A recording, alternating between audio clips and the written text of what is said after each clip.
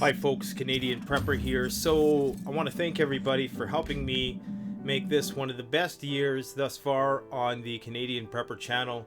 I've learned more, I've done more, I've been more productive than I've ever been before in my life, and I owe that to my loyal subscribers and fan base, people who support the channel via the bug out roll, buying silky saws from my store, which are the best saws on earth, hands down. Survival Russia just did a great video on that. Go check it out. I'll post a link in the description.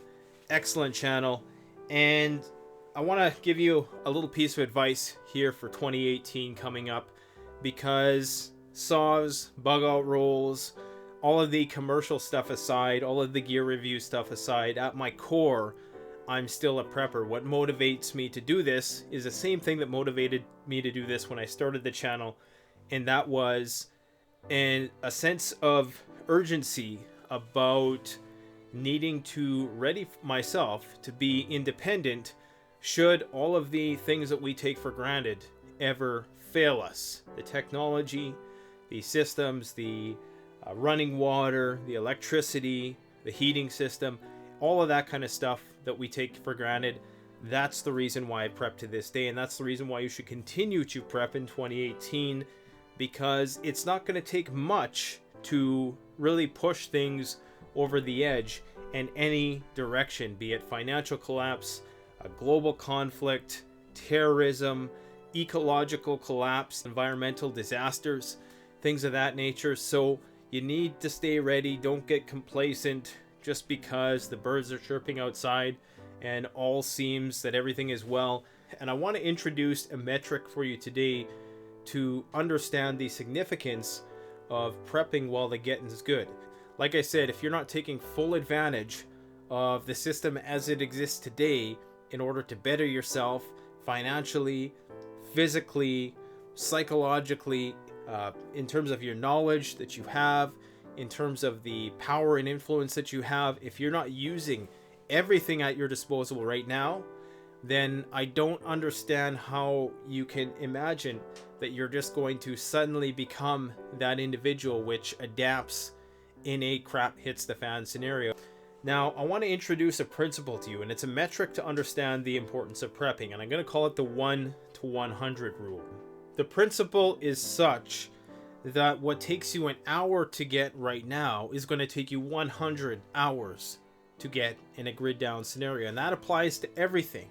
That means that if you were to labor for 1 hour, even at minimum wage, maybe let's say you labor for 2 hours, you make 10 bucks an hour, 20 bucks can buy you a 40-pound bag of rice, 62,000 calories for 2 hours of work.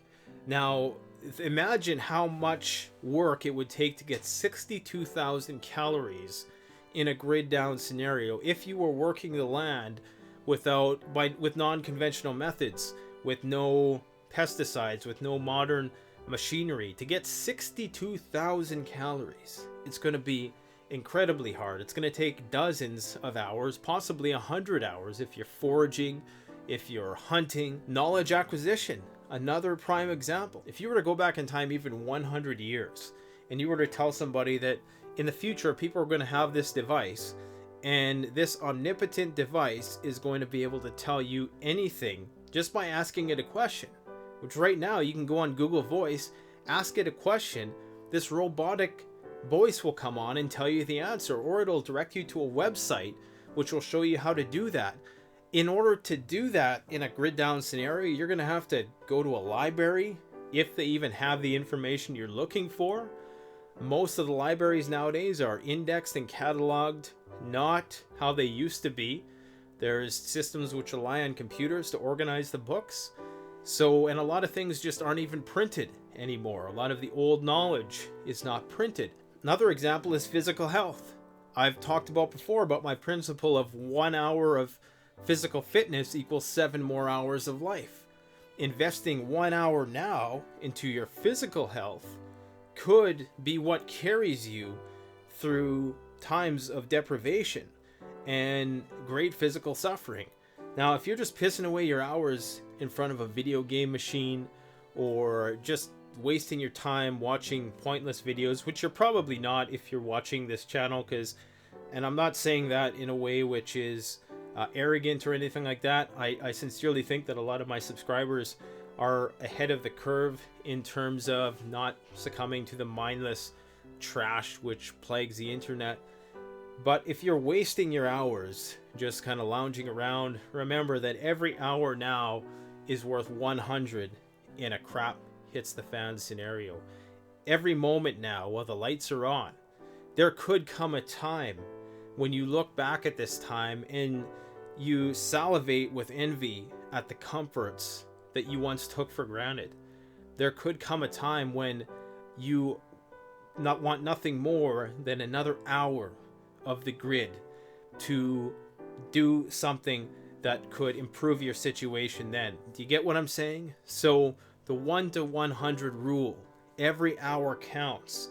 Make every hour count in 2018, because the fact is that there's a lot of issues which are still coming to a head. They're being held at bay by man's ingenuity at this point. But unfortunately, a lot of the systems which we rely on are not foolproof, and it's rather haphazard how we're running the planet right now. But remember, crap hits the fan only needs to happen once. Everything has a tipping point. There's always a straw that just breaks the camel's back. And right now, I think we're approaching the boiling point. So my point is, you have 24 hours in a day right now. That's potentially 2,400 hours of grid downtime if we're really exaggerating this metric and how it would apply in a grid down scenario. So every hour you got to make it count. Hard work overcomes everything. Hard work, knowledge, self-discipline. These three things, if you can master these things, you will slowly, ever so slowly, chip away at whatever goals you might have. But the last thing you want to do is sit there and complain and wait for a handout from somebody else, because yeah, you might get one, but that comes with a lot of expectations. If you're expecting a handout, don't expect it to be a hand up. And usually a handout is doled out from a higher position than you necessarily. So you're always going to be at that lower position than the people who are giving you that handout. So if you're suffering through adversity, if you find yourself in a really bad neighborhood where education isn't valued and you have a lot of peer pressure to think and act in a certain way which goes against your best interest, which is not intelligent, you don't have to follow that. You can use that situation to your advantage. I can tell you right now, one thing I've learned this Christmas, and I'm not going to make this mistake again, is that too much stuff for kids is not good. It spoils them big time. And I made the mistake this year. I was a little rushed in my Christmas shopping and I capitulated. I said I wasn't going to do this, but I did it, and I went and I bought my kids a bunch of toys. And they have too many toys as is. And the problem is they don't appreciate any one of these given toys. You give people too much and they get soft. They get that hyperactive disorder. They don't know what to focus on. But when I was a kid, I had my 2 action figures, and man, I could play with those things for hours and hours on end. And that's the thing, is that you can't value something if it's just been handed to you, if you've never had to work for it. So I want you to cherish the hard stuff that's going on in your life right now. Don't shy away from it. Run into those experiences that you normally would shy away from.